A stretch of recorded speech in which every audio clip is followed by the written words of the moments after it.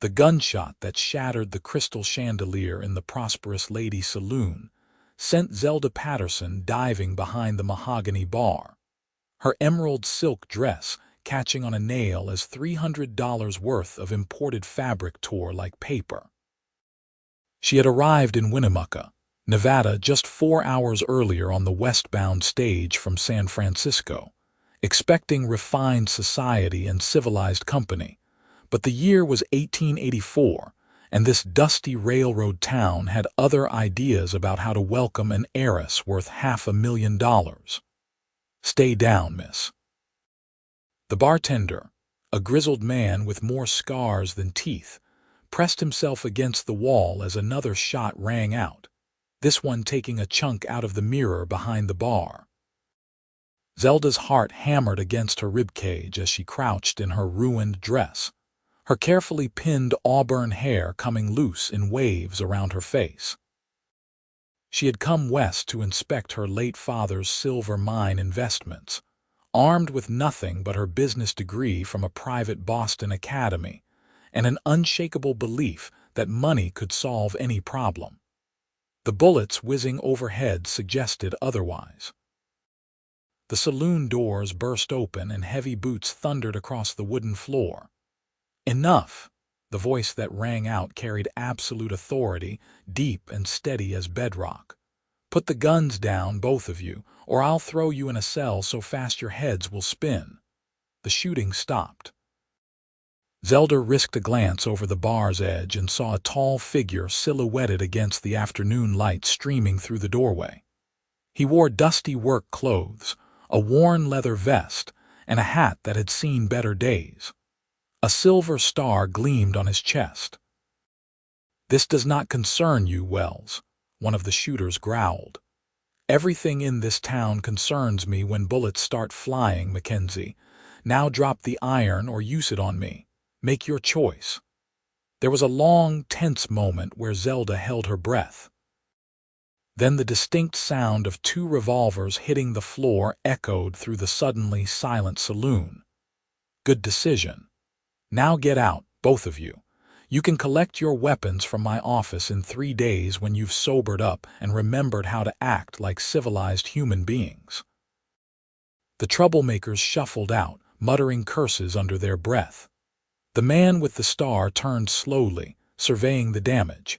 His eyes, a striking shade of blue that reminded Zelda of the ocean back home, landed on her crouched form behind the bar.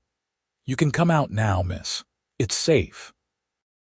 Zelda stood on shaking legs, acutely aware of her torn dress, her disheveled hair, and the fact that she was covered in dust and splinters. The man strode forward, and she got her first good look at him. He was younger than she'd expected, perhaps 26 or 27, with sun-bronzed skin and dark hair that curled slightly at his collar. His face was all hard planes and angles, weathered by wind and sun, but there was kindness in those blue eyes as he extended a calloused hand to help her step around the broken glass. "Waylon Jennings, deputy marshal. You must be the Patterson heiress everyone's been talking about. Sorry about the welcome to Winnemucca. We're usually a bit more hospitable." Zelda took his hand, feeling the strength in his grip and the rough texture of his palm against her soft skin. "Zelda Patterson. And I must say, if this is your idea of usually, I'm terrified to see what qualifies as a bad day." A smile tugged at the corner of his mouth, transforming his stern features into something almost boyish. "Fair point, Miss Patterson. Let me escort you to your hotel. The Silver Star is just down the street, and Mrs. Chen runs a respectable establishment. You'll be safe there." "I certainly hope so, Mr. Jennings. My nerves cannot take another shooting today." He offered his arm, which Zelda accepted after a moment's hesitation. They stepped out into the bright Nevada sunshine, and she squinted against the glare, realizing with some embarrassment that her parasol was still on the stagecoach, wherever that had ended up. Winnemucca stretched out before her, a sprawling collection of wooden buildings, canvas tents, and a handful of newer brick structures that suggested the town was trying to establish some permanence. The main street was wide and dusty, crowded with wagons, horses, and people from all walks of life. She saw Chinese railroad workers in their distinctive clothing, miners with pickaxes slung over their shoulders, women in calico dresses hurrying about their business, and more cowboys than she'd ever seen in one place. "It's not Boston," Waylon said, reading her expression. "But it's home to about 3,000 people, and most of them are decent folks just trying to make a living."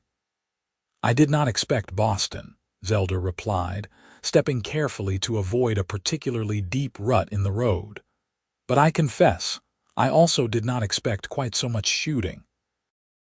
Those two have been feuding over a mining claim for weeks. It was bound to boil over eventually.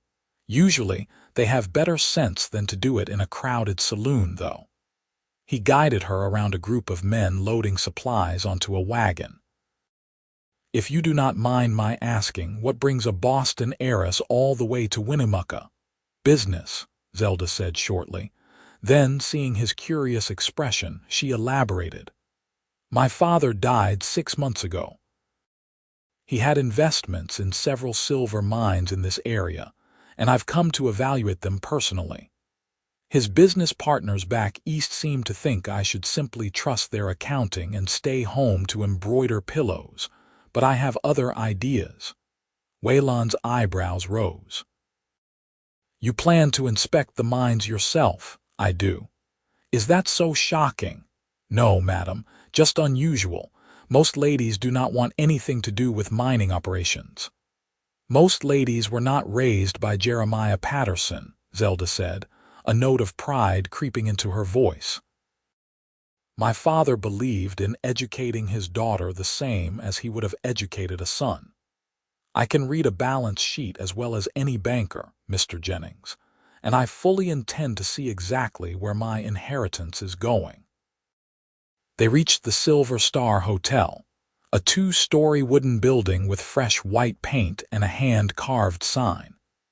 It was modest compared to the grand hotels Zelda was accustomed to, but it looked clean and well-maintained.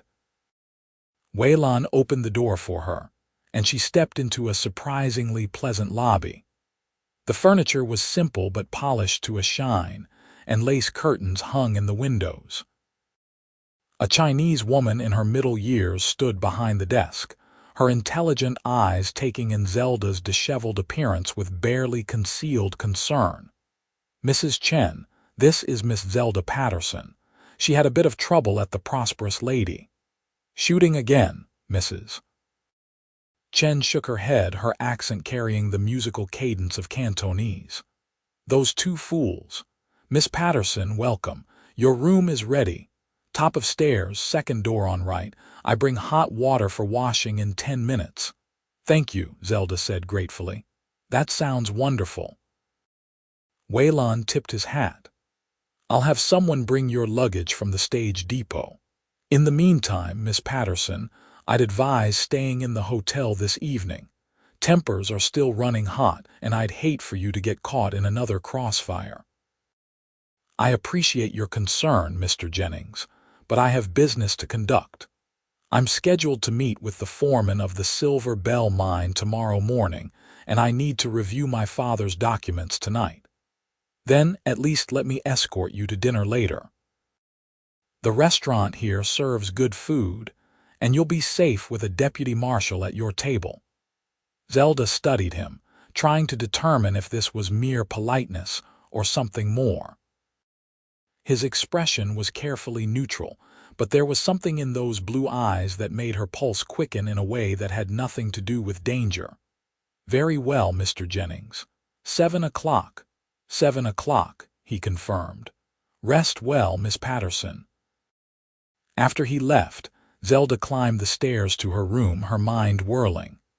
The room was small but scrupulously clean, with a real bed covered in a colorful quilt, a washstand, a dresser, and a chair by the window. She sank onto the bed, suddenly exhausted. What had she gotten herself into? Boston seemed impossibly far away, and for the first time since she'd boarded the westbound train, Zelda felt a flicker of doubt.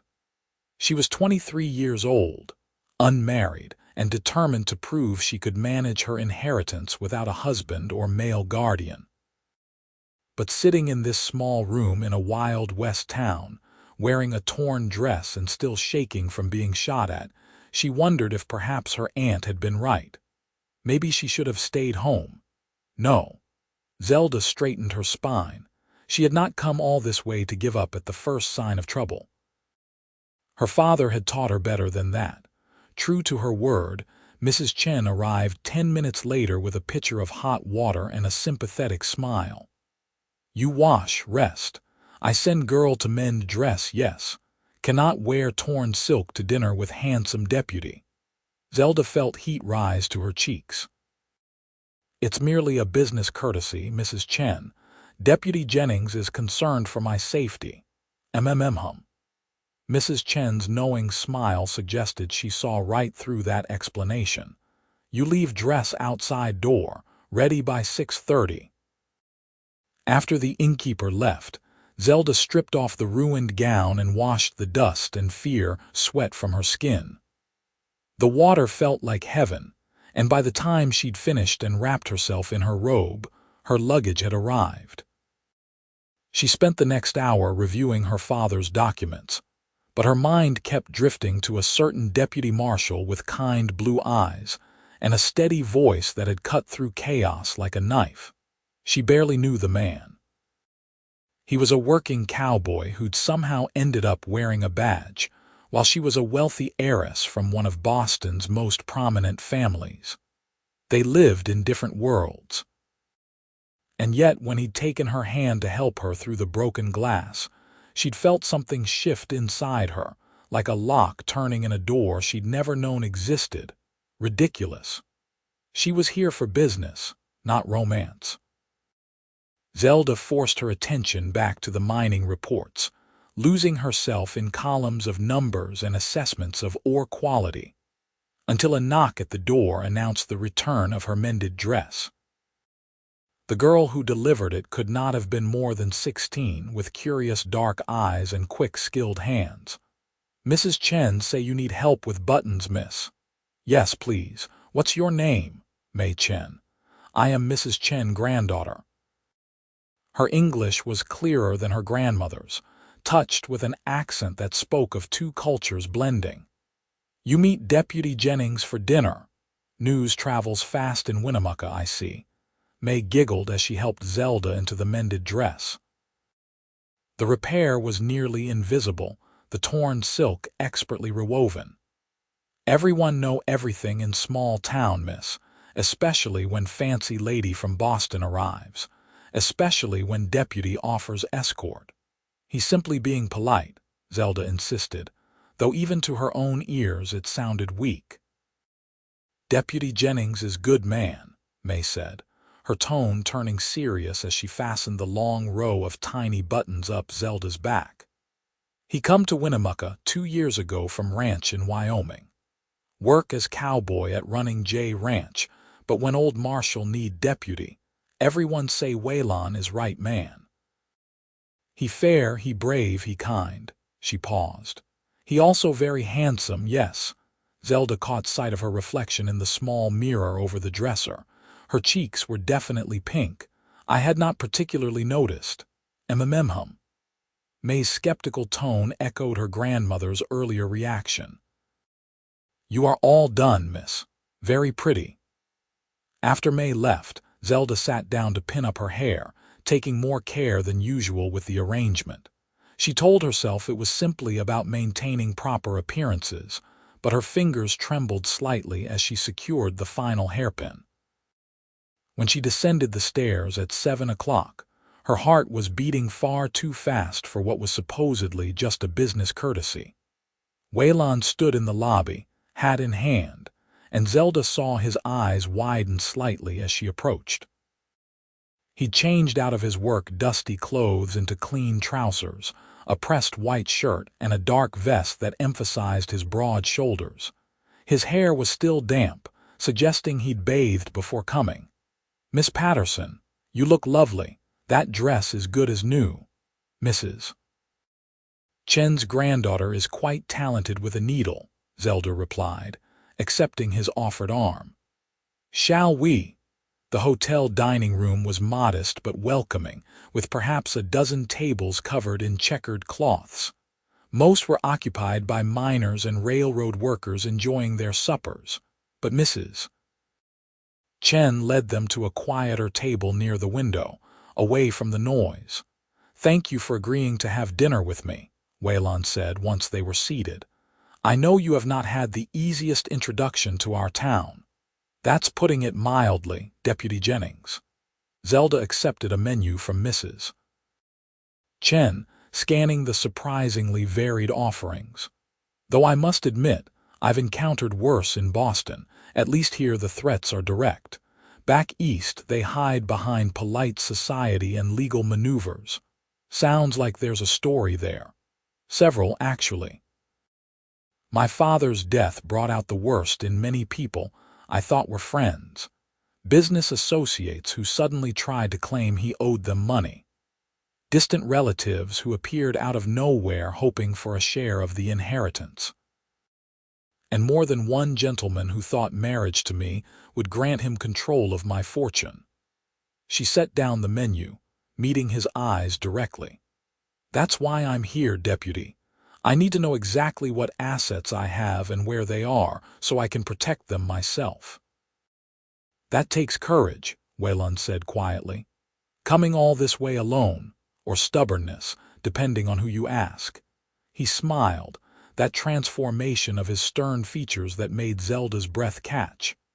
"In my experience, courage and stubbornness often go hand in hand." "I'll take the roast chicken, Mrs. Chen, and whatever the lady would like." "Same, please," Zelda said, not having really absorbed anything on the menu. After Mrs. Chen departed, an easy silence settled between them. Zelda found herself studying Waylon's hands where they rested on the table, strong and scarred, the hands of a man who worked hard for his living, so different from the soft, manicured hands of the businessmen and bankers she dealt with in Boston. "You said you came from Wyoming," she asked. "Born and raised on a ranch near Cheyenne. My father was a ranch hand and I grew up in the saddle. Started working cattle when I was 12, and by 18 I was a full-time cowboy on various spreads throughout Wyoming and Montana." He leaned back as Mrs. Chen arrived with glasses of water. "Drifted down to Nevada 2 years ago looking for work. The Running J Ranch needed hands, so I hired on. But you became a deputy instead." "Not instead. In addition, I still work the ranch when Marshal Cooper does not need me. The salary for deputy work is not exactly generous and a man has to eat." He took a sip of water. "How did I end up with a badge? I stopped a robbery at the bank last year.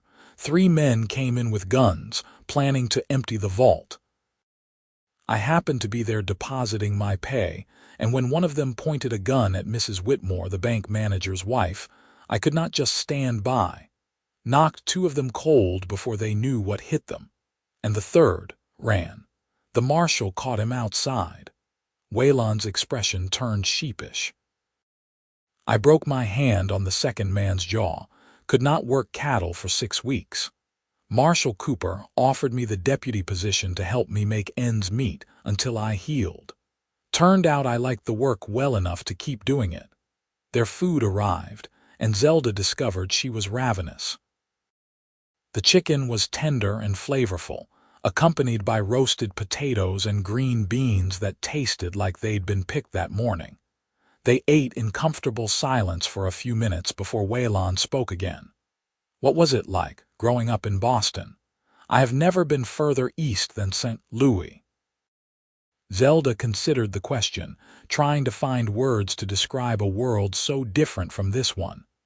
"Complicated. My father was successful, but he came from nothing.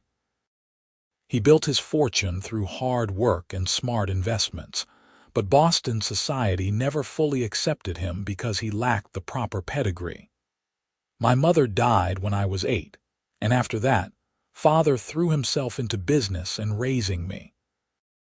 He scandalized everyone by enrolling me in an academy instead of hiring a governess, and then compounded the scandal by teaching me about his investments as if I were his son. He sounds like a remarkable man. He was. Zelda's throat tightened unexpectedly. 6 months, and the grief could still catch her off guard. He had a heart attack in his office, died before the doctor could even arrive. He was only 52. I keep thinking if I had been there, if I had noticed something was wrong sooner, maybe I could have helped him.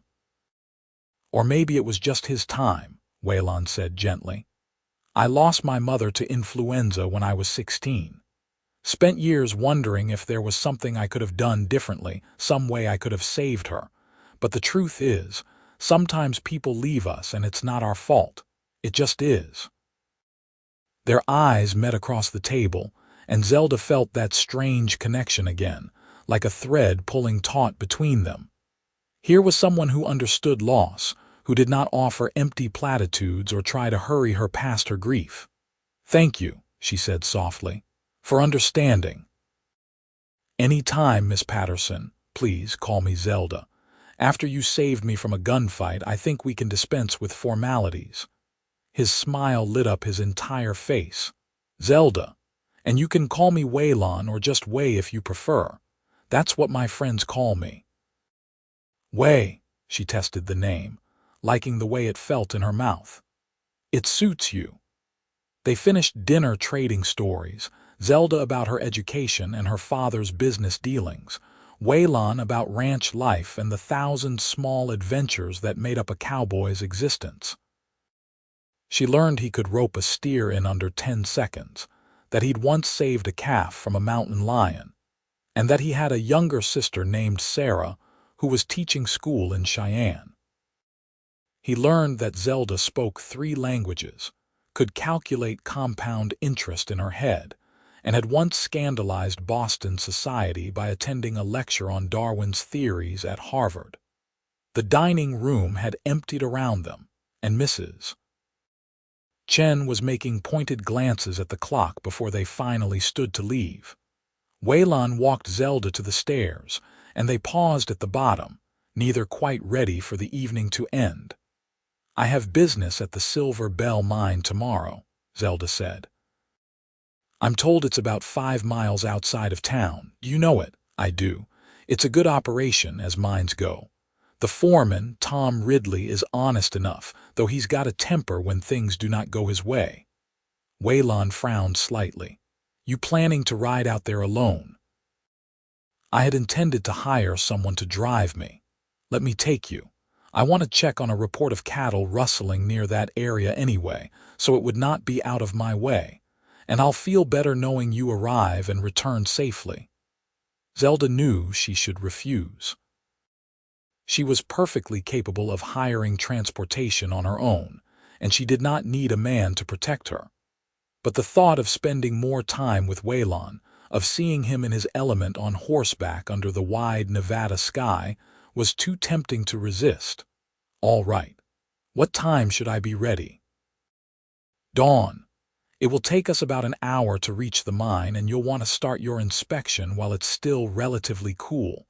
Summer days here can hit 100 degrees by afternoon. Dawn it is. Thank you, Way." "My pleasure, Zelda." He touched the brim of his hat, a gesture she was coming to recognize as his farewell. "Sleep well."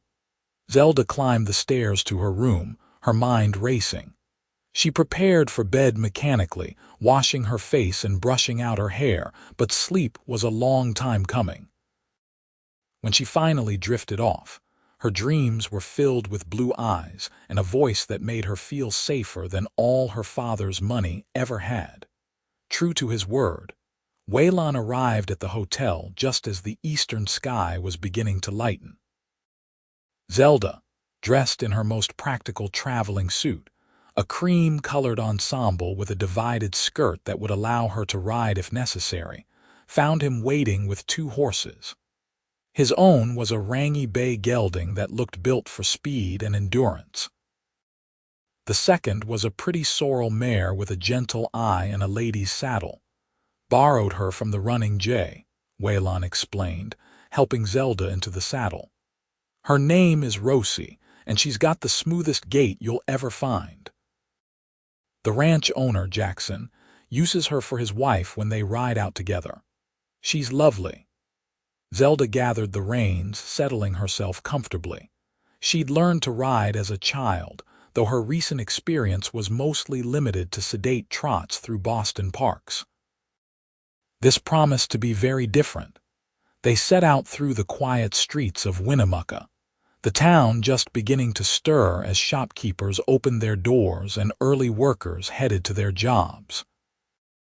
Once they cleared the last buildings, the landscape opened up into rolling hills covered in sagebrush and scattered junipers. Mountains rose in the distance, their peaks still touched with snow despite the approaching summer heat. Beautiful, is it not? Waylon said, his voice filled with quiet pride. It is, Zelda agreed and meant it. The land had a stark beauty that was nothing like the manicured gardens and tree-lined streets of Boston. Here everything was raw and real, shaped by sun and wind and the stubborn determination of living things to survive in harsh conditions. I can see why you stayed. After years of drifting, I wanted somewhere to put down roots. Winnemucca is not fancy, but it's honest. A man can make something of himself here if he's willing to work hard. They rode in comfortable silence for a while, the only sounds the creak of saddle leather, the rhythmic fall of hooves, and the morning songs of birds greeting the day. The sun climbed higher, painting the landscape in shades of gold and amber, and Zelda felt something unknot in her chest. She had not realized how tense she'd been, how heavy the weight of her responsibilities had become, until this moment of peace. "You ride well," Waylon observed. "I was prepared to keep a slow pace, but you've got a good seat. My father insisted I learn properly. He said a person never knew when practical skills might prove valuable." Zelda patted Rosie's neck. "Though I will admit, most of my recent riding has been considerably less adventurous than this." "Wait until we check those cattle later. Now that's adventure." He pointed ahead, where a cluster of buildings was beginning to take shape. "There's the Silver Bell." As they drew closer, Zelda could see the mine was a substantial operation. There was a large timber structure housing the lift machinery, several outbuildings, a smelter sending a thin stream of smoke into the morning air, and a row of workers' cabins. Men moved about with purpose, pushing ore cars and hauling equipment. They dismounted at the main office, and Waylon tied both horses to the hitching post. A burly man with a graying beard emerged from the building, his eyes narrowing when he saw Zelda. "Help you folks, Tom Ridley." Zelda extended her hand. "I'm Zelda Patterson, Jeremiah Patterson's daughter." "We corresponded about my visit." Ridley's expression shifted from suspicion to surprise. He shook her hand gingerly, as if unsure quite how to handle a woman in his workplace. "Miss Patterson, I expected you to send a representative, not come yourself." "I prefer to see things firsthand, Mr. Ridley. I'm here to inspect the operations and review the financial records for the past 2 years. Now see here, miss, I have been running this mine for 5 years without complaint. Your father trusted me, and I do not appreciate implications that I have done something wrong." "I'm not implying anything, Mr. Ridley. I'm conducting due diligence. Surely you can understand that I need to know the state of my investments." "Perhaps you should let your lawyers handle such matters. Mining is dirty, dangerous work, not fit for a lady." Zelda felt her temper rise, but Waylon stepped forward before she could respond. "Mr. Ridley, Miss Patterson owns half this mine. She has every right to inspect it. Now, you can cooperate and show her around, or I can go fetch Marshal Cooper and we can discuss your concerns about property rights. Your choice." Ridley's jaw worked, but he nodded curtly. "Fine. This way, Miss Patterson. Mind your dress, it's about to get dusty." The next several hours were illuminating. Ridley showed her the works, explaining the mining process with grudging respect when she asked intelligent questions. She saw the shaft where men descended hundreds of feet into darkness to extract silver ore. She watched the smelting process that separated valuable metal from worthless rock. She reviewed the books, noting production numbers and comparing them to the royalty payments she'd been receiving. Everything seemed in order, but something nagged at her. The numbers were consistent, but they were also suspiciously steady. Mining was a volatile business, with yields that fluctuated based on the quality of the vein being worked. Yet the Silver Bell's production had been almost identical month after month for the past year. "Mr. Ridley, these figures show very consistent output. Is that typical?" "We have hit a rich vein, Miss Patterson. It has been very profitable." "I see. And when do you project this vein will be exhausted?" "Hard to say. Could be months, could be years." Zelda made a note to have an independent assayer examine the mine. She did not think Ridley was stealing exactly, but there was something he was not telling her, and she intended to find out what. By the time they left, the sun was high and hot, beating down with an intensity that made Zelda grateful for her wide-brimmed hat. Waylon had been waiting patiently, and he helped her back into the saddle with a questioning look. "Find what you needed, some of it. I'll need to come back with an assayer I trust. Something about those numbers does not add up." She fell into step beside him as they rode away from the mine. "But thank you for coming with me. Ridley would have dismissed me entirely without your presence." "He's a fool if he did not take you seriously on your own merits," Waylon said. "You asked better questions than most investors I have seen." They rode north from the mine, following a trail through increasingly rough country.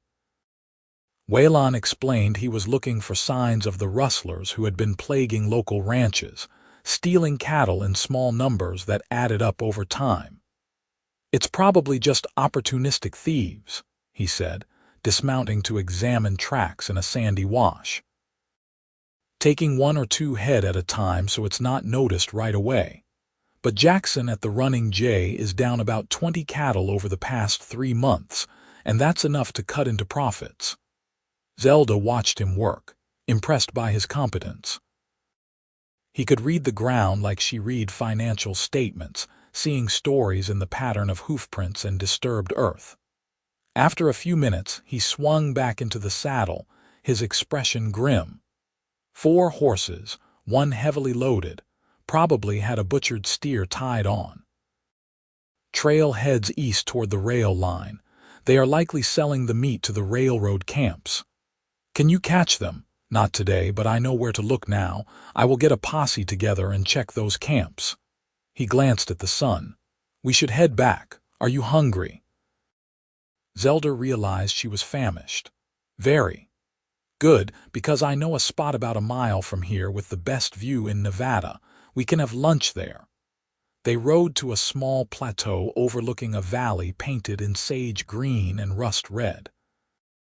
A single twisted juniper provided minimal shade, and Waylon spread a blanket beneath it before producing sandwiches, apples, and a canteen of cool water from his saddlebags. "You planned this," Zelda accused, but she was smiling. "Maybe I did." He handed her a sandwich. "Seemed ashamed to rush back to town when we have such a nice day."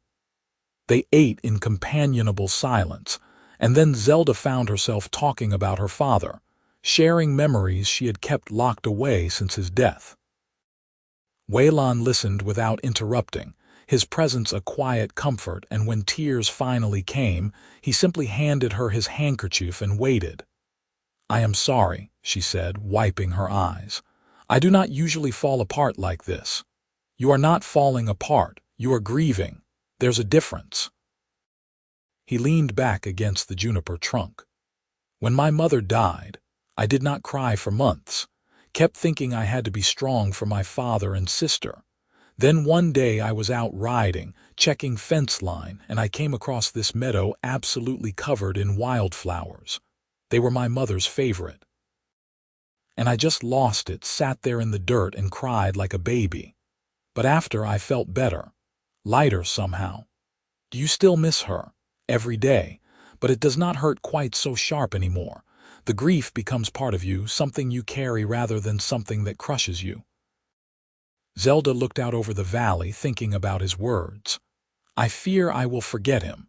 The sound of his voice, the way he laughed, all the little details that made him who he was. You will not forget. Not the things that matter. Waylon shifted slightly and his hand brushed against hers on the blanket. Neither of them pulled away. Want to know what I think, please? I think your father would be proud as hell of you right now, coming all this way, standing up to men like Ridley, protecting what's yours. That takes real strength, Zelda, the kind that comes from in here. He tapped his chest. Money did not buy that. You were born with it. His words settled into her heart, filling spaces she had not known were empty. She turned her hand over, lacing her fingers through his, feeling the calluses and strength and warmth. Thank you, Way. I needed to hear that. They sat there for a long time, hands joined, watching shadows move across the valley as the sun traveled its arc. Eventually, they had to return to Winnemucca, but something had changed between them. Some barrier had fallen away to reveal something deeper, more real than either of them had expected to find. Over the following weeks, Zelda fell into a rhythm. She spent her days conducting business, visiting mines, meeting with foremen and accountants, and slowly unraveling the truth of her father's Nevada investments. The work was challenging and occasionally frustrating, but she was good at it, and she felt her father's presence guiding her decisions. Her evenings, though, belonged to Waylon. He would appear at the hotel around dinner time, sometimes in his deputy clothes, sometimes in his cowboy gear, always with that quiet smile that made her heart skip. They would eat together, walk through town, or ride out to watch the sunset from various vantage points he knew. They talked about everything and nothing, sharing dreams and fears and the thousand small details that make up a life. The whole town noticed, of course. Mrs. Chen wore a permanently knowing expression, and May took to sighing dramatically whenever Zelda prepared for her evening outings. Even Marshal Cooper made a comment one day when Zelda stopped by the office to report some suspicious figures she had found in another mine's books. Young Waylon is besotted, the old marshal said, his weathered face creasing into a smile. Have not seen him this happy since he came to town. You are good for him, Miss Patterson. He is good for me too, Zelda admitted, and it was true. With Waylon, she could be herself, not Jeremiah Patterson's wealthy daughter or Boston society's curious oddity, but just Zelda. A woman who liked numbers and sunsets and the way a certain cowboy's eyes crinkled when he laughed. But she had not forgotten why she came to Nevada, and her investigation into the Silver Bell mine was yielding troubling results. The independent assayer she hired confirmed her suspicions. The mine's main vein was nearly exhausted, had been for months, but Ridley was hiding that fact by running a secondary, far less profitable shaft, and supplementing the yield with silver purchased from other sources. He was not stealing exactly, but he was misleading investors about the mine's future prospects. Why would he do that? Waylon asked when she explained her findings. They were sitting on the porch of the hotel, watching evening settle over Winnemucca like a blue blanket. Pride, probably. The Silver Bell was his success story.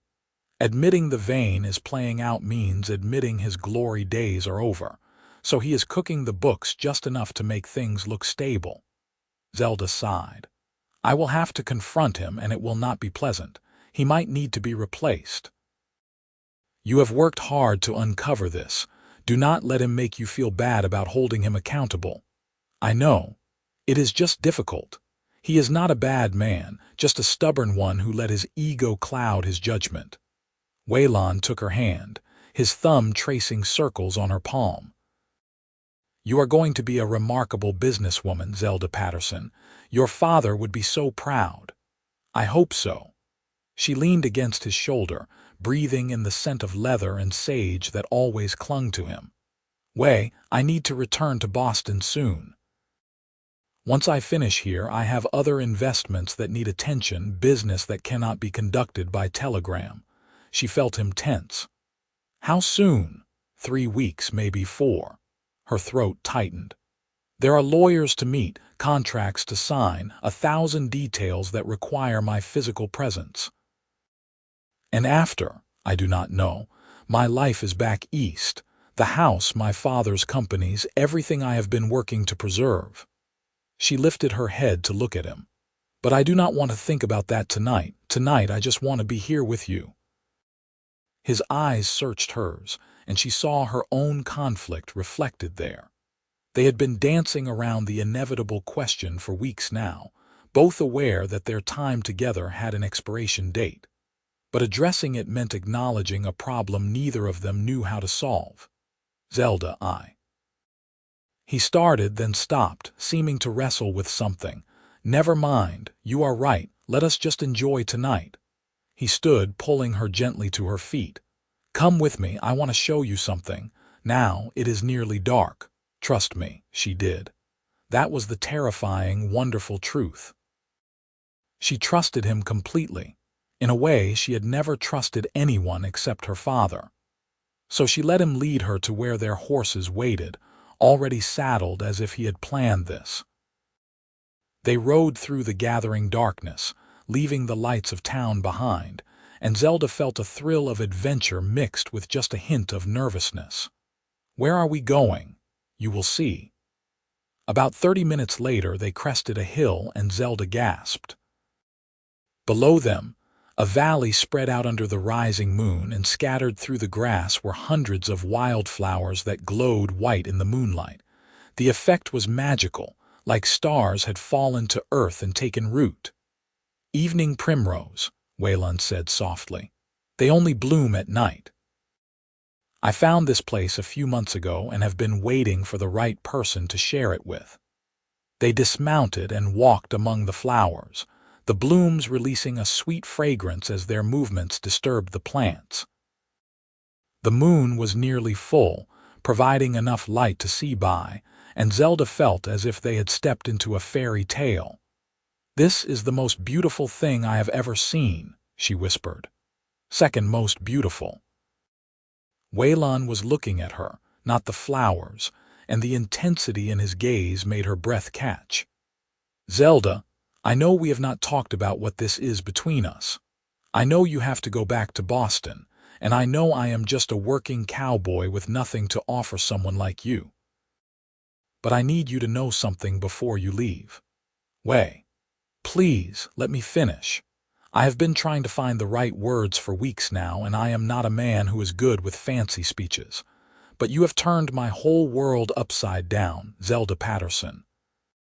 Before you came to Winnemucca, I thought I had my life figured out. Work my ranch job, keep the peace as deputy, save enough money to maybe buy a few head of cattle someday. Simple plans, simple dreams. But then you walked into my life with your torn dress and your sharp mind and your determination to prove yourself, and suddenly simple was not enough anymore. He took her hands, his calloused fingers gentle against her soft skin. I love you. I do not know when it happened. Maybe that first day when you looked at me with those green eyes and made some quip about being terrified to see what qualified as a bad day. Or maybe it was watching you stand up to Ridley, refusing to let him dismiss you. Or maybe it was all those evenings talking about everything and nothing, and realizing I had never met anyone I could be so completely myself with. But it happened, and now the thought of you leaving feels like losing a part of myself. Tears blurred Zelda's vision. Way, I love you too. I think I have since that moment you helped me over the broken glass. You made me feel safe in a way money never could.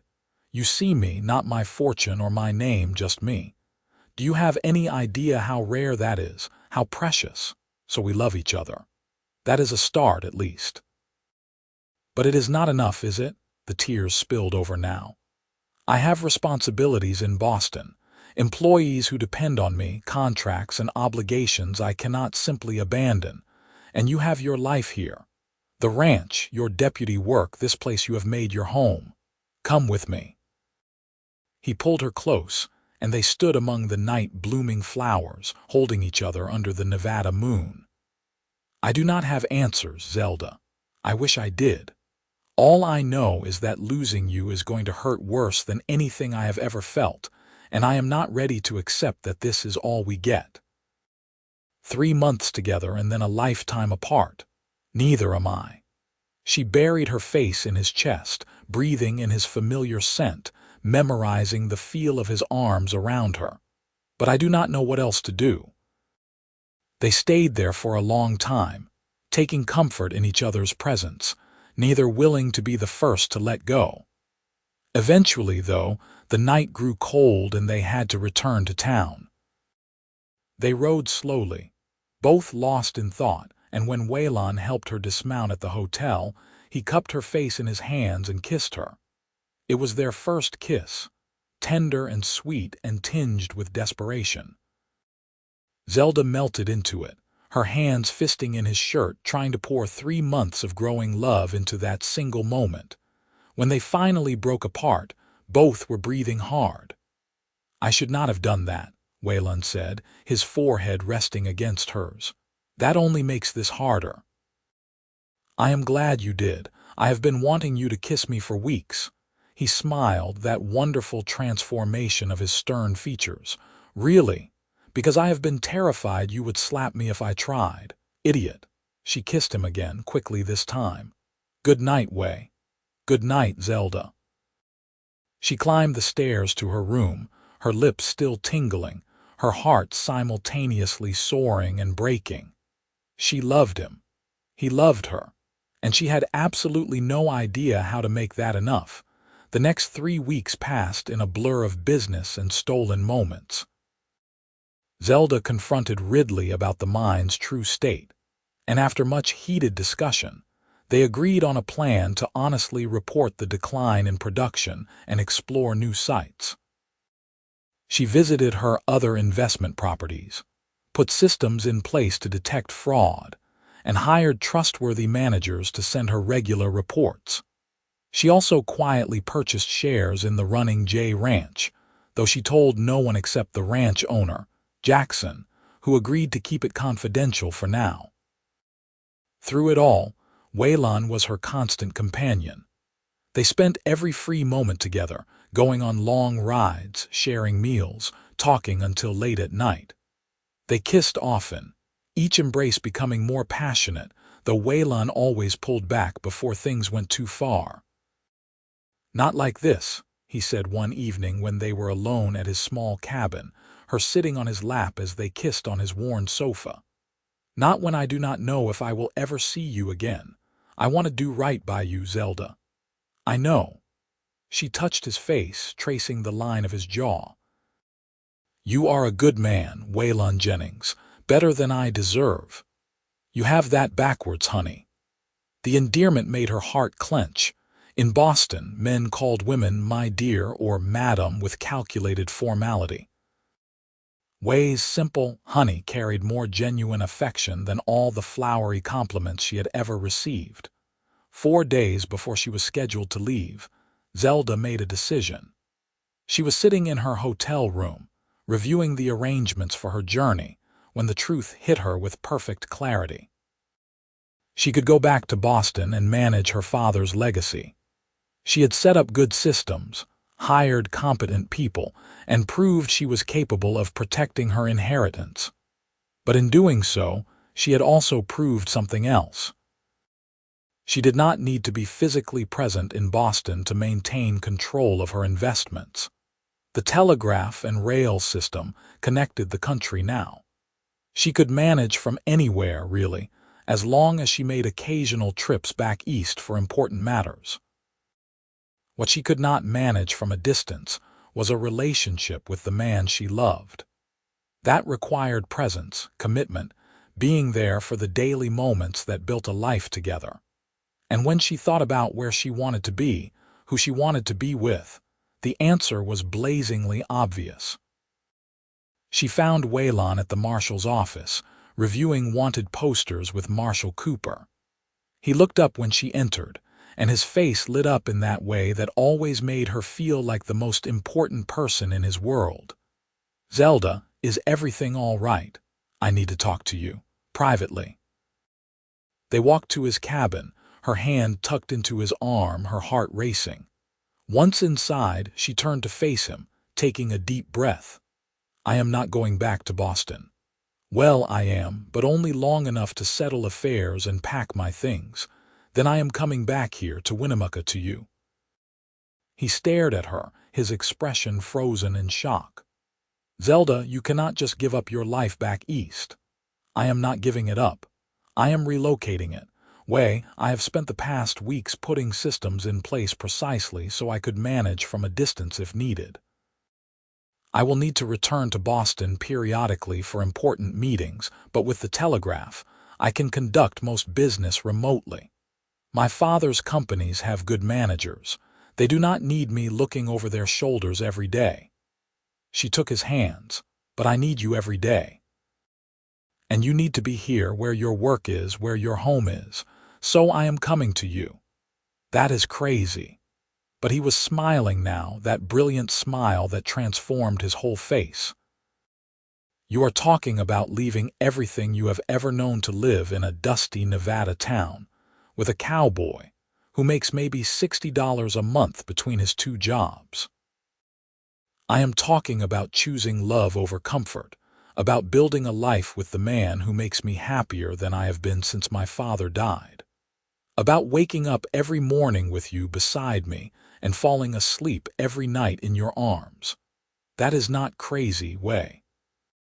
That is the sanest decision I have ever made." He swept her into his arms, lifting her off her feet as he kissed her with a passion that made her previous kisses seem tame. When he finally set her down, they were both breathless. "Are you sure? Really, truly sure? Because Zelda, if you do this, I am never letting you go. I will marry you as soon as you get back from Boston, and we will build a life here together, and I will love you until the day I die. I am sure." She kissed him again. "Money cannot buy what you have given me, Way. It cannot buy the way you see me for who I really am. It cannot buy the safety I feel in your arms or the joy I feel when you smile. It cannot buy these past 3 months, the best 3 months of my life. I was raised to value wealth and success, and I do, but I have learned something here. The greatest wealth is love, and the greatest success is finding someone to share your life with. Everything else is just details. Zelda Patterson, will you marry me? I do not have a ring yet, and I cannot offer you much beyond a cramped cabin and a man who smells like horses most of the time, but I swear I will spend every day trying to make you happy. Yes, 1,000 times yes." She laughed through tears of joy. "And I love that you smell like horses. I love everything about you." They celebrated by making plans, sitting side by side on his old sofa, talking excitedly about their future. Zelda would leave for Boston as scheduled, but she would work quickly to settle her affairs. She estimated 6 weeks at most before she could return. Waylon would use that time to build an addition to his cabin, making it large enough for a wife who would need space to conduct her business affairs.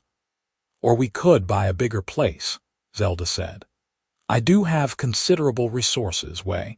We do not have to live in a tiny cabin if you do not want to." "I know, but I want to build our first home with my own hands. Call it pride if you want, but it matters to me, though I would not object to you purchasing some actual furniture." He gestured at the sparse furnishings. "What I have is pretty rough for a lady. I love your cabin just as it is." She kissed his cheek. But yes, perhaps we could invest in a proper bed and a decent table, and I will need a desk for my work. Whatever you want, honey, I just want you here. News of their engagement spread through Winnemucca like wildfire. Mrs. Chen actually cried when Zelda told her, pulling the younger woman into a fierce hug. May clapped her hands in delight and immediately began planning the wedding. Marshal Cooper shook Waylon's hand so hard it left bruises, congratulating him on his good fortune.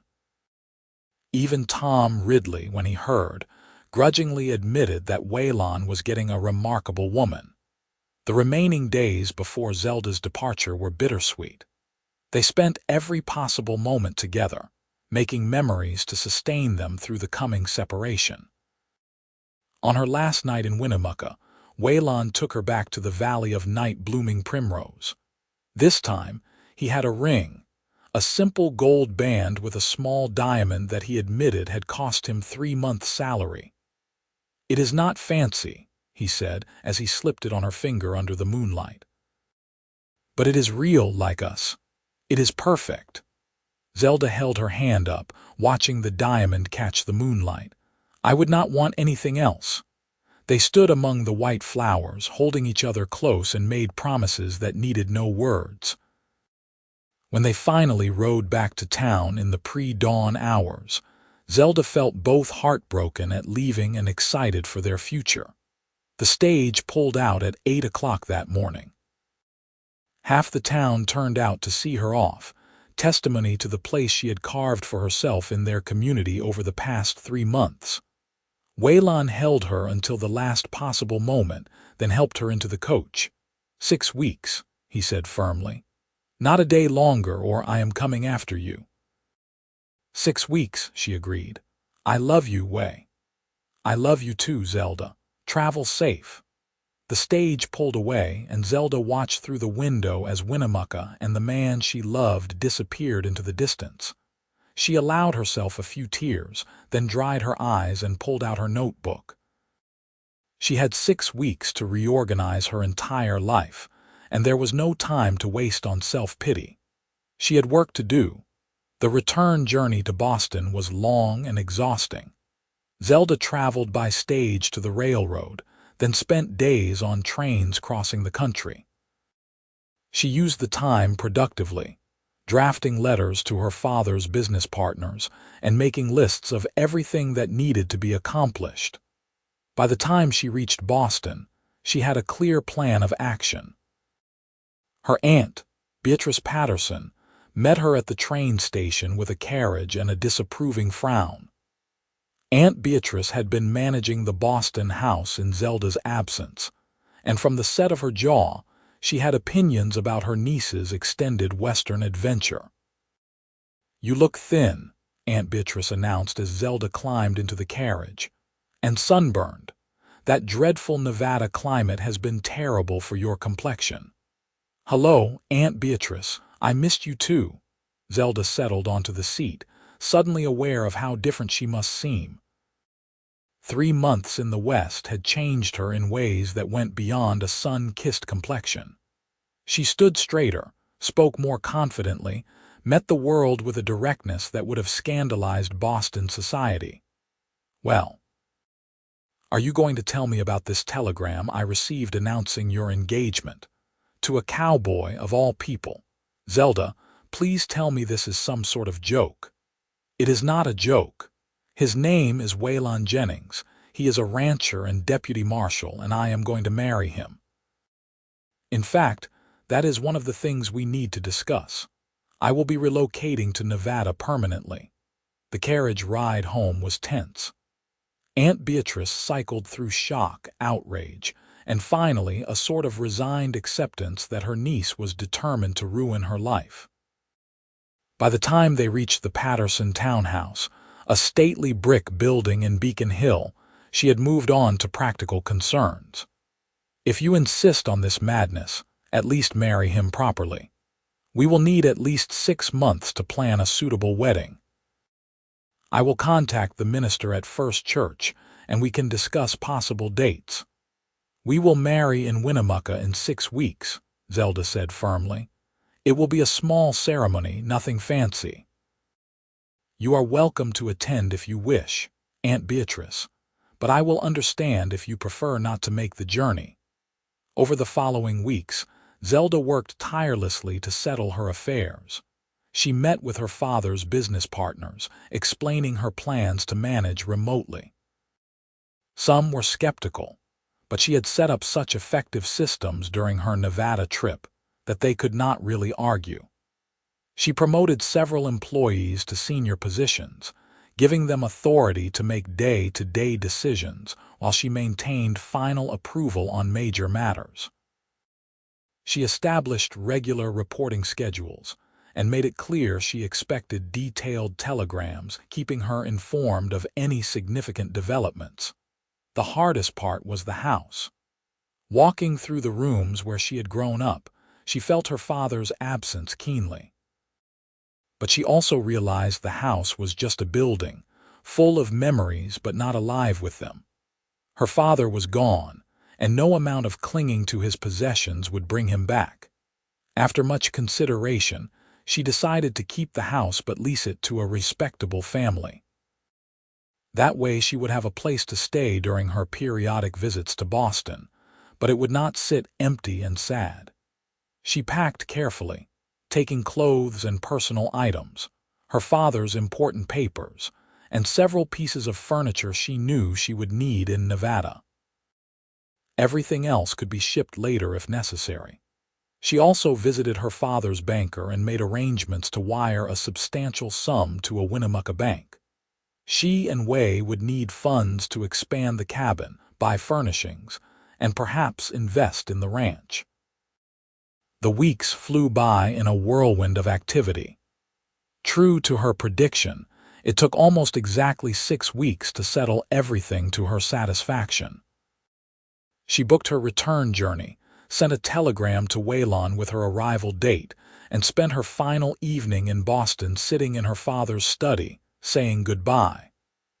"I think you would like him, Papa," she said to the empty room. "He reminds me of you in some ways. Honest, hardworking, sees me as a person rather than just a pretty ornament.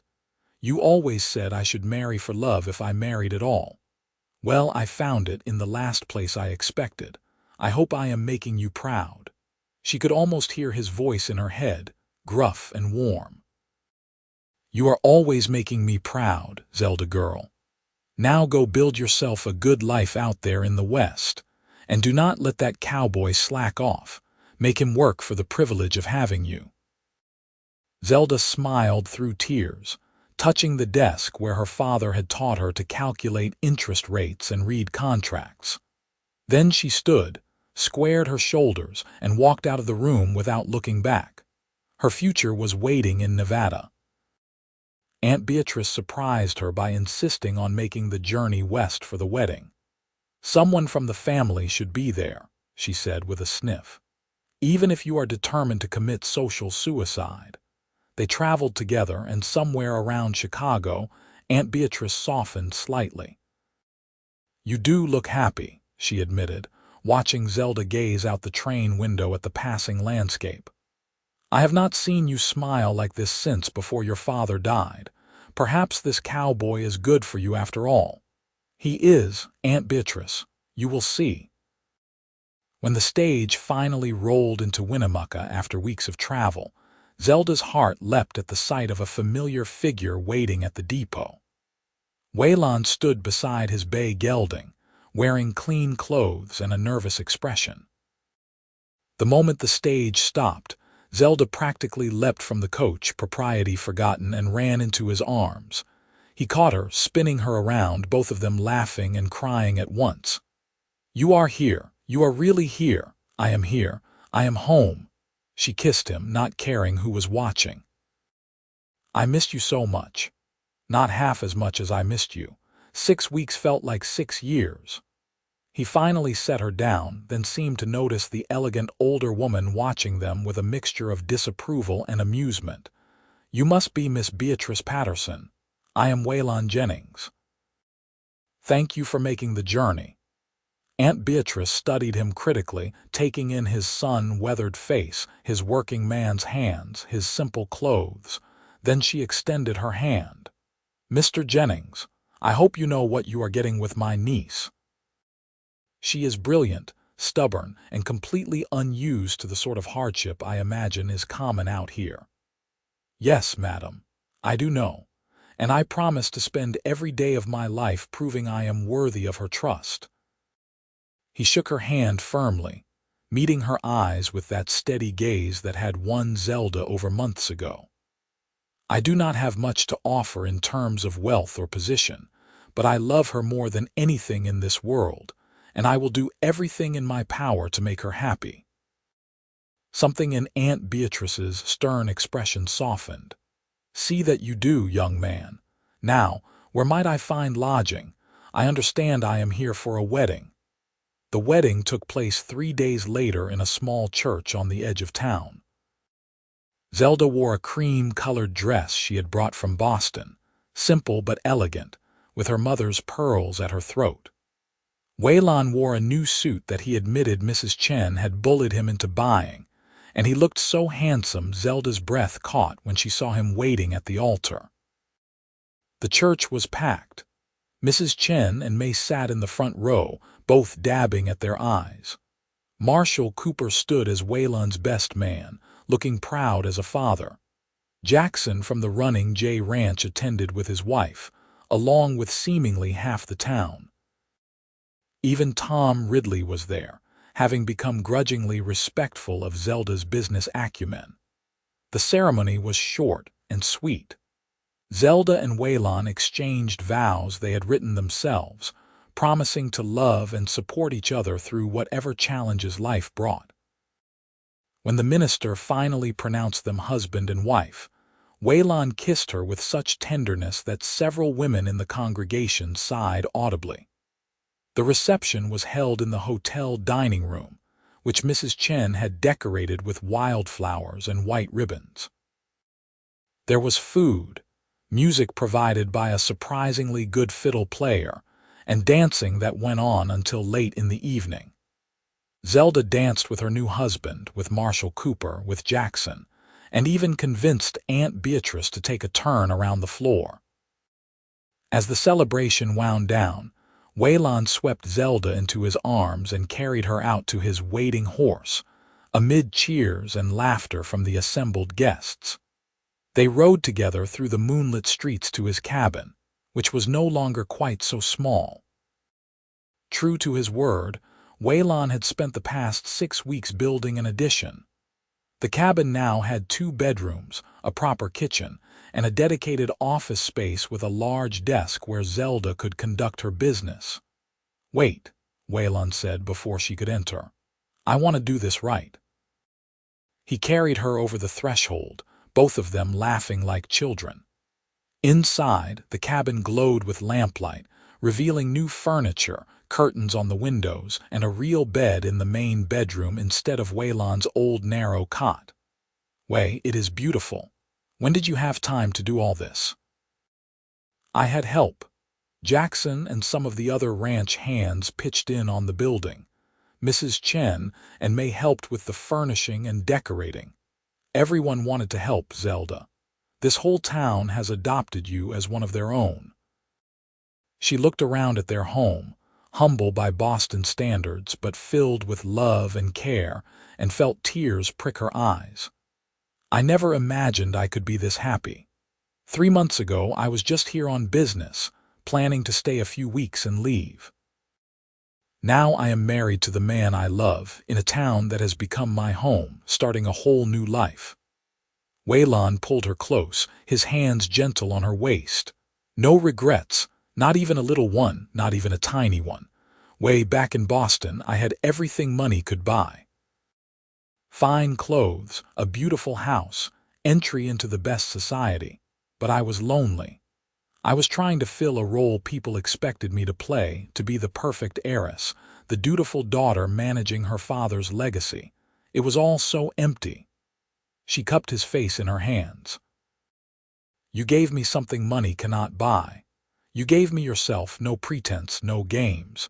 You saw me as I really am and loved me anyway. That is worth more than all my father's silver mines." "Zelda," he whispered, and kissed her with a passion that made her knees weak. What followed was a wedding night full of tenderness and discovery. Two people coming together with love and commitment, learning the language of each other's bodies and hearts. They loved slowly, taking time to savor every touch, every kiss, every whispered endearment. And when they finally fell asleep in each other's arms as the sun was rising, both felt a peace and completeness neither had known was possible. The months that followed were an adjustment for both of them. Zelda had to learn the rhythms of Western life, so different from Boston society.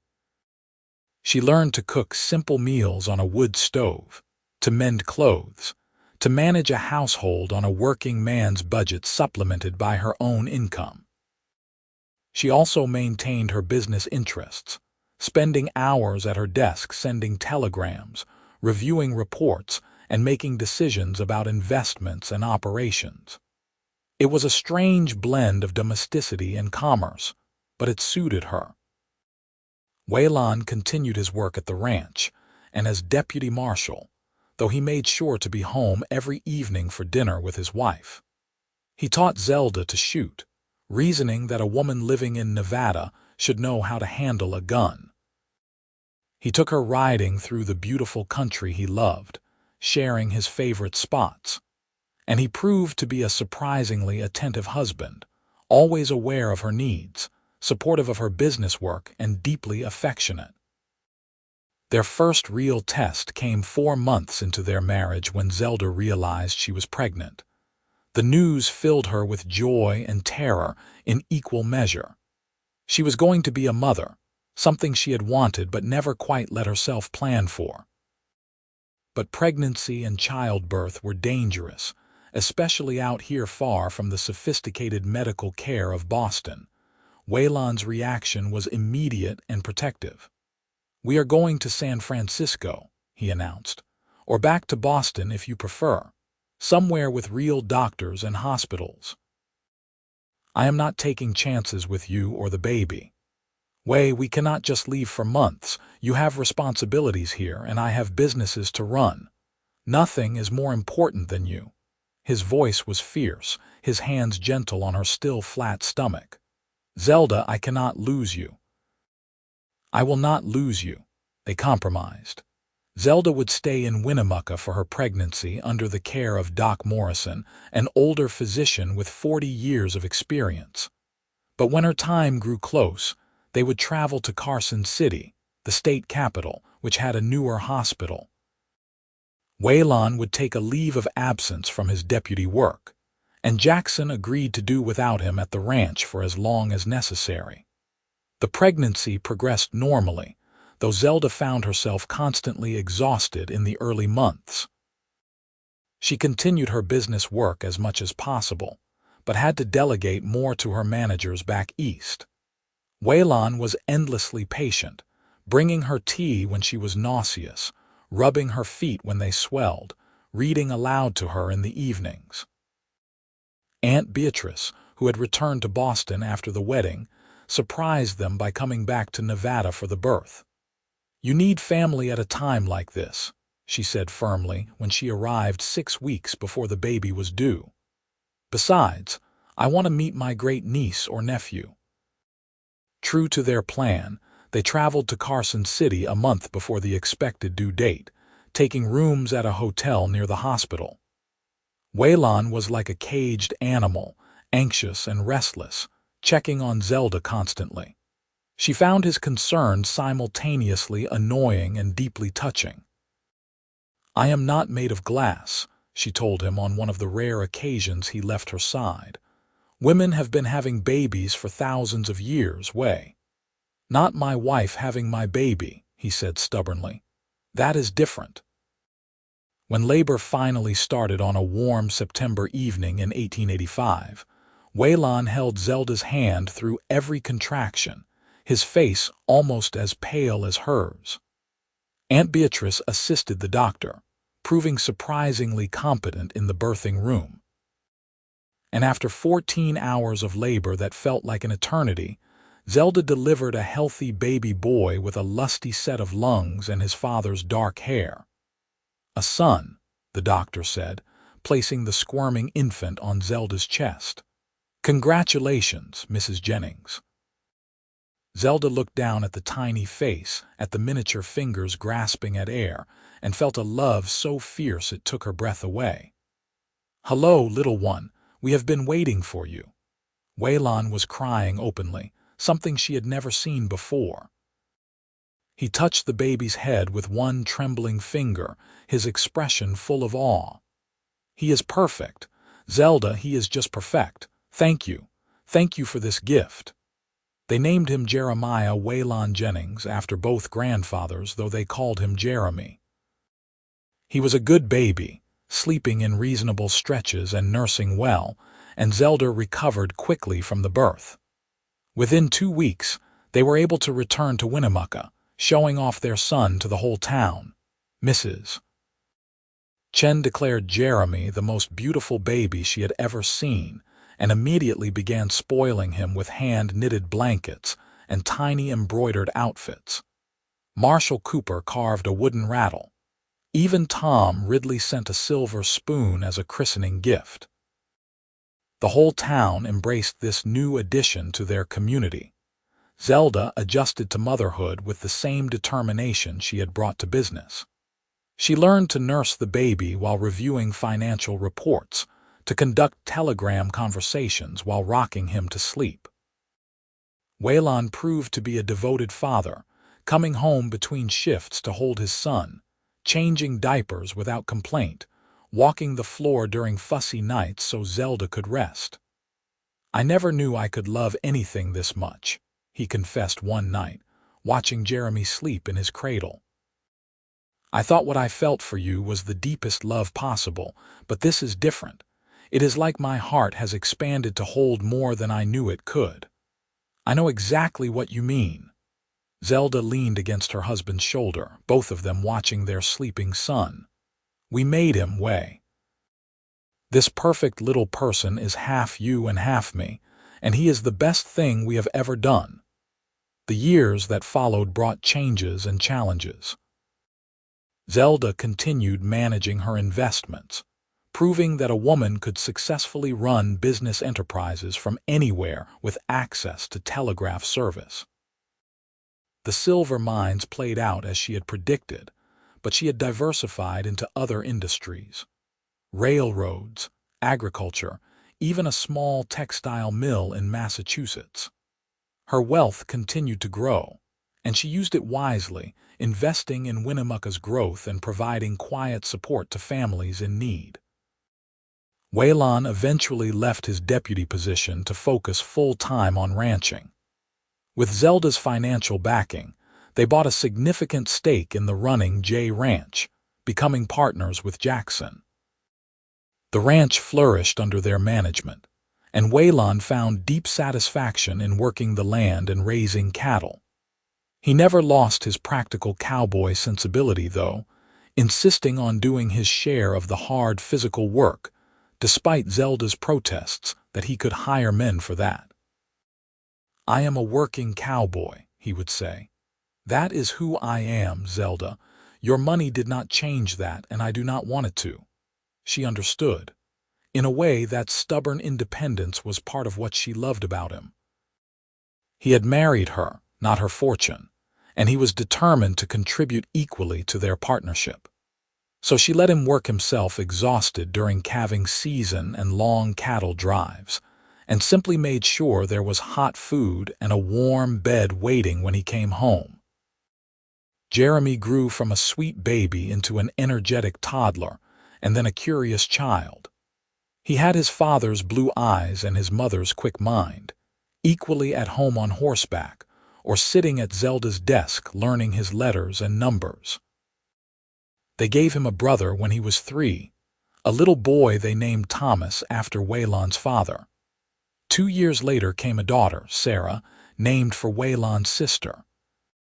All 3 children thrived in the wide, open spaces of Nevada, growing up with the freedom and confidence that came from being deeply loved and encouraged to explore their world.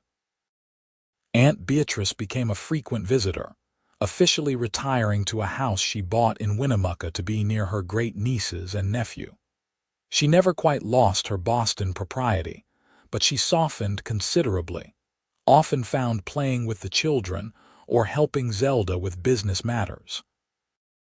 "I will admit," she told Zelda one evening as they watched the children play in the yard while Waylon worked with a new horse in the corral, "I was wrong about your cowboy. He is a good man, and you have built a good life here. Better, perhaps, than you could have had in Boston." "Thank you, Aunt Beatrice. That means a lot coming from you. Your father would be proud, Zelda. You have honored his memory while building something entirely your own. That takes courage." Zelda thought about those words later that night as she sat on the porch with Waylon, both of them tired from a long day but content in each other's company. The children were asleep inside. The ranch was quiet, and the stars overhead were scattered like diamonds across black velvet. "Way, do you remember that first day we met, when you pulled me out from behind the bar after that shooting? I remember thinking you were the most beautiful woman I had ever seen, even covered in dust and splinters." He pulled her closer against his side. "I also remember thinking you were completely out of my league and I should not get any foolish ideas. I am glad you got foolish ideas anyway. These past 6 years have been the happiest of my life. I found something in Winnemucca I did not even know I was looking for." "What is that?" "Home. Not just a place, but a feeling. The sense of belonging somewhere, of being exactly where I am supposed to be with exactly the right person." She turned to look at him, this man who had given her so much. "Money can buy a lot of things, Way. It can buy houses and pretty dresses and financial security. But it cannot buy what you gave me. It cannot buy genuine love or partnership or the joy of building a life together from scratch. It cannot buy lazy Sunday mornings with our children climbing into bed with us, or the pride I feel watching you work with the horses, or the way my heart still skips when you smile at me across a room. Those things are priceless." Waylon kissed her, slow and sweet, then rested his forehead against hers. "I love you, Zelda Jennings. I loved you when you were a Boston heiress in a torn silk dress, and I love you now as a rancher's wife with our children sleeping inside and dust on your hem. You are the best thing that ever happened to me. And you are the best thing that ever happened to me. The best investment I ever made was not in mines or railroads or textile mills. It was in us, in this life we are building together." They sat on the porch until the stars wheeled overhead and the moon climbed high, talking and dreaming and planning their future. Inside, their children slept peacefully, secure in the love that surrounded them. The ranch stretched out around them, prosperous and well-managed, a testimony to hard work and smart business decisions. And in the quiet moments between words, Zelda sent up a silent prayer of gratitude for the gunfight that had sent her diving behind a bar, for the cowboy who had helped her up, and for every twist of fate that had led her to this moment, to this place, to this man. She had come to Nevada searching for silver, for financial security, for control over her inheritance. She had found something infinitely more valuable. She had found love, home, and a partner who saw her for exactly who she was and loved her completely. Money could buy many things, but it could never have bought her this. As the years continued to pass, their love only deepened. Jeremy grew into a fine young man who split his time between helping his father on the ranch and working with his mother on business matters. Thomas proved to be a natural horseman, with dreams of breeding the finest cattle horses in Nevada. Sarah was sharp as a tack, already reading at a level well beyond her years, and announced at age 5 that she intended to go to college and become a doctor. She gets that ambition from you, Waylon told Zelda, watching their daughter demand that her brothers let her help with the ranch chores despite being the youngest. She gets the stubbornness from you, Zelda countered, but she was smiling. They faced challenges over the years. Droughts that tested the ranch, business reversals that required careful management, the normal trials of raising children and maintaining a marriage. But they faced everything together, as partners in the truest sense. When Waylon was thrown from a horse and broke his leg badly, Zelda nursed him back to health with the same determination she brought to business. When Zelda lost a substantial investment due to fraud by an Eastern manager, Waylon held her through the tears and helped her restructure her affairs to prevent future losses. They traveled occasionally, taking the children back east so they could see Boston and understand that part of their heritage. But Nevada was always home, and they were always glad to return to the wide sky and desert landscape that had witnessed their love story. On their 20th wedding anniversary, Waylon took Zelda back to the valley of night-blooming primrose. The flowers still appeared every summer, covering the ground with white blooms that glowed in the moonlight. They were older now, both marked by time and hard work, but their love had only grown stronger. 20 years, Zelda marveled, looking out over the flower-carpeted valley. Sometimes it feels like yesterday, and sometimes it feels like forever. The best 20 years of my life, Waylon said, taking her hand. The gold band he had given her all those years ago was worn now, scratched and dented from 20 years of ranch life, but she had refused to replace it. And I am looking forward to the next 20, and the 20 after that. Way, we are not going to live forever. Maybe not, but I plan to love you forever in this life and whatever comes after. He pulled her close, and they danced slowly among the flowers with no music but the whisper of wind through sage and the rhythm of their own hearts. Thank you, Zelda, for taking a chance on a working cowboy, for choosing love over comfort, for building this life with me. Thank you for seeing me when I felt invisible, for loving me when I felt unlovable, for giving me a home and a family and a love that money truly cannot buy. She kissed him, tasting love and commitment and 20 years of shared joys and sorrows. I would do it all again in a heartbeat. Every moment, every challenge, every blessing, all of it. They stayed in the valley until dawn painted the eastern sky pink and gold, holding each other close, remembering the young heiress and the cowboy deputy who had found each other in a dusty Nevada town. So much had changed since that day, but the core remained the same. They loved each other, truly and deeply, with a love that had weathered every storm and only grown stronger. As they rode back to the ranch where their children waited, where their life together continued to unfold in ways both expected and surprising, Zelda looked at the man riding beside her and felt her heart swell with gratitude. She had started her journey searching for financial security, for control over her inheritance, for proof that she could manage alone in a man's world. She had found all that and so much more. She had found her home, her partner, her love, and in finding them, she had found herself. The wealthy Boston heiress who had arrived in Winnemucca 20 years ago barely existed anymore. In her place was a rancher's wife, a businesswoman, a mother, a pillar of her community, and above all, a woman who knew her own worth had nothing to do with her bank account. It had everything to do with the love she gave and received, the family she had built, the life she had chosen. Money could buy many things, but the most important things in life were priceless. Love, laughter, partnership, belonging, the simple joy of waking up each morning beside the person who understood you completely and loved you anyway. These were the true measures of wealth, and by that measure, Zelda Jennings was the richest woman in Nevada. and she would not have changed a single thing.